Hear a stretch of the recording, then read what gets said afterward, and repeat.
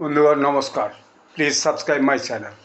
America ইরানকে avoid করে ওমানের যে স্ট্রেট অফ হরমুজের উপকূল আছে সেই উপকূল দিয়ে জাহাজ চলাচল করাচ্ছিল। এটা আমি আগেও বলেছি। এখন গতকাল ইরান একটা মস্ত ধামাকা করেছে।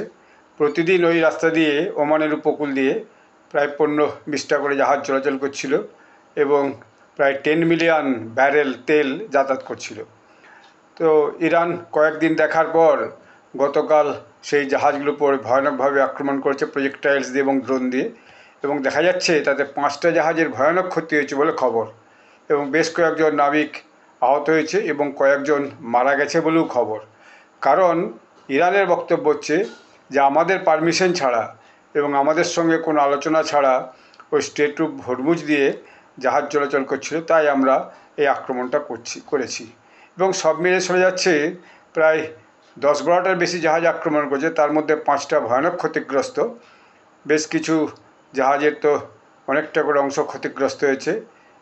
কজন নাবিক মারা গেছে তার ঠিক সঠিক তথ্য পাওয়া যায়নি, তবে দেখা যাচ্ছে যে একটা মস্ত বড় ধামাকা কিন্তু ইরান করেছে। তার মানে এরপরে ইরান আমেরিকার মধ্যে আর এক প্রস্ত ভয়ানক যুদ্ধ আগামী দিনে কিন্তু হতে চলেছে। ধন্যবাদ।